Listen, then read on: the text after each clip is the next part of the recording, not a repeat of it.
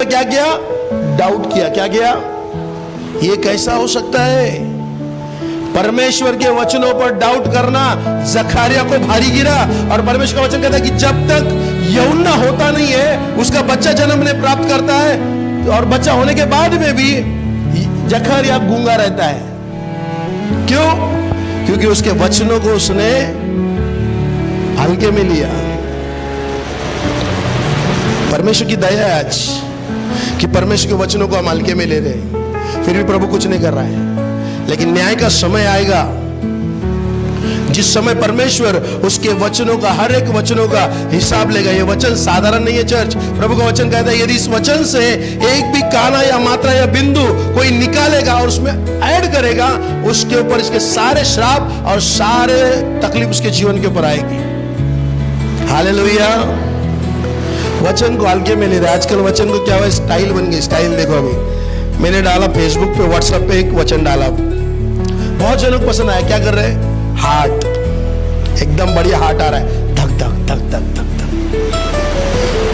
अरे वचन है, हार्ट मत भेजो, थम मत भेजो। इतने भारी आप हो गए, वचनों को थम भेज रहे हो। मतलब परमेश्वर को आप थम भेज रहे हो, परमेश्वर को आप हार्ट भेज रहे हो। परमेश्वर के वचन को आप केवल आमीन कह सकते हो। हालेलुया। क्योंकि परमेश्वर का वचन खुद परमेश्वर ही है। और जब भी आपके पास वचन आता है, जब भी आपके पास वचन चलता है, उस वचनों का आदर करना जरूरी है। जब आपके घर में कोई व्यक्ति बैठकर वचन पढ़ रहा है, बाइबल पढ़ रहा है, और दूसरा व्यक्ति क्या करने वाले में टीवी लगा के तारक मेहता का उल्टा चश्मा, वो वचन पढ़ रहा है और इधर तारक मेहता चल रहा है। चर्च, वो वचन का आप अनादर कर रहे हो। उस वचन का गंभीरता आप समझिए।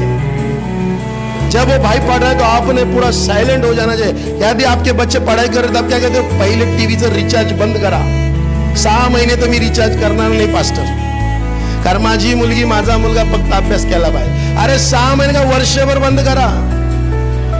तुमचे लेकर कंटिन्यू बाइबल वाचायला पाहिजे. मी म्हणत नाही की, मैं ये नहीं कह रहा हूं कि रिचार्ज मत करो, मैं ये नहीं कह रहा कि टीवी मत देखो, कुछ ज्ञान प्राप्ति के लिए देखो, लेकिन उससे ज्यादा परमेश्वर का वचन ये हमारे जीवन में पहला होना चाहिए. आज बहुत सारे लोगों के जीवन में इस वचन का स्थान अलग अलग चीजों ने ले लिया है. पहले नया नया बहुत हम प्रार्थना करते थे, बहुत प्रभु के करीब रहते थे. प्रभु तुझं वचन में आज 10 अध्याय वाचले पास्टर, परत इच्छा होते 30 अध्याय वाचले पास्टर, 40 अध्याय वाचले. आज 1 अध्याय वाचायला जड होते, 1 अध्याय वो भी आधा ही पढ़ देते हैं. क्यों मालूम है? ठंडा हो गया प्यार. वचन का अनादर, वचन का जो प्यार चाहिए, जो चाहिए था वो रहा नहीं आज. हालेलुया.